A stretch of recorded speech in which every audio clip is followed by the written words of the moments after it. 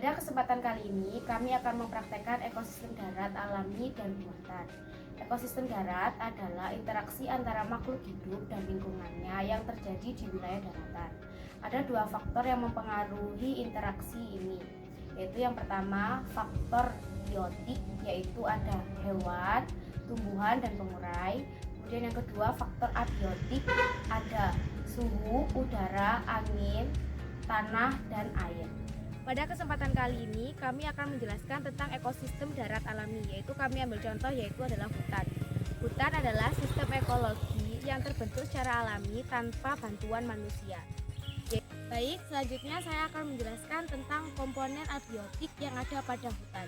Komponen abiotik yang pertama yang akan saya jelaskan yaitu tentang suhu pada hutan yang ada di belakang saya saat ini. Untuk suhunya yaitu sekitar 27 derajat Celcius. Nah, 27 derajat Celcius itu berarti keadaannya sekarang yaitu suhunya sedang dalam keadaan mendung. Komponen abiotik yang kedua yaitu tentang cahaya. Bisa dilihat di lingkungan sekitar ini, dalam hutan ini cahayanya cukup redup karena terhalang oleh pohon-pohon yang ada di sekitar sini. Komponen abiotik yang ketiga yaitu adalah tanah. Bisa dilihat di sini, tanah pada bagian ini terlihat subur dan gambut karena banyak daun-daun kering yang jatuh sehingga membuat tanah ini subur karena dijadikan sebagai pupuk alami. Komponen abiotik yang keempat yaitu adalah angin. Angin di sekitar hutan ini adalah sepoi-sepoi karena udara terhalang oleh batang pohon dan kanopi sehingga udara pada bagian bawah hutan terasa lebih tenang dibandingkan pada area yang terbuka. Sistem abiotik yang kelima adalah air. Air di sini sangat cukup untuk ekosistem darat alami yang ada di hutan. Air di sini digunakan sebagai penyubur tanah, kemudian untuk proses fotosintesis tumbuhan, dan sebagai air untuk bahan minum hewan yang ada di hutan ini.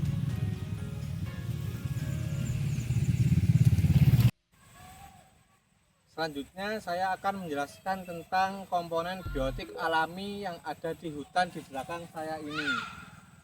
Yang pertama, di sini saya menemukan ada pohon daun pulutan, terus juga ada tanduk rusa, terus juga ada pohon jati banyak, dan juga ini. Di sini juga ada pohon lamtoro dan juga ada jahe-jahean liar. Nah, untuk hewan yang ada di hutan ini, di sini saya menemukan salah satunya adalah jangkrik, di mana ini merupakan tempat koloni jangkrik dan juga tempat mereka mencari makan serta tempat mereka tinggal. Nah, di sini saya juga menemukan ini adalah ulat.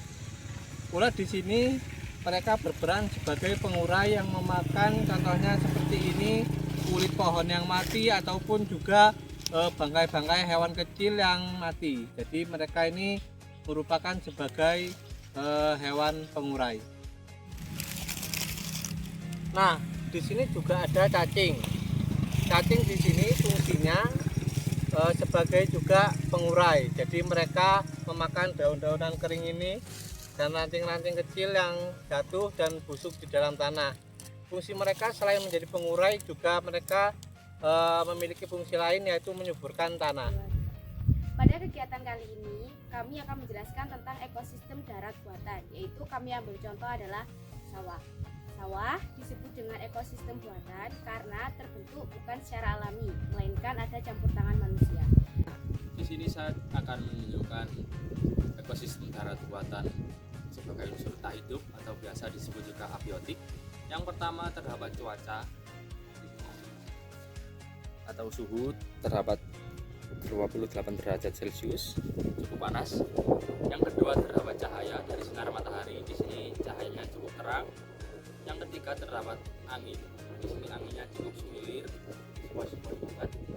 Yang keempat terdapat tanah. Di sini tanahnya cukup subur sebagai media utama dalam penanaman tanaman padi.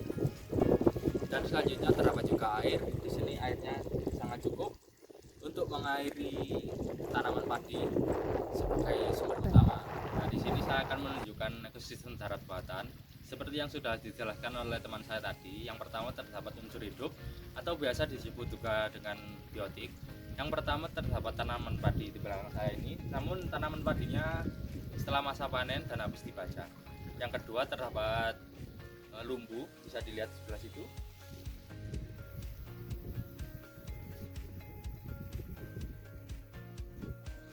Selanjutnya terdapat juga burung, bisa dilihat sebelah sana.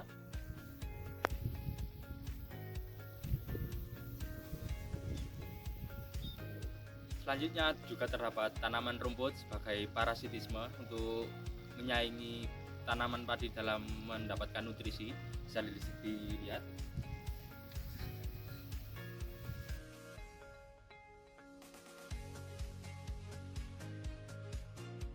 Bisa dilihat tadi terdapat hewan jangkrik.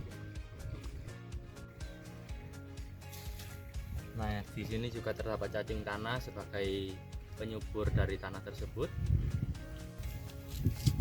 Nah, itu tadi dapat dilihat juga belatung sebagai pengurai. Nah, itu tadi terdapat juga ikan jemblung.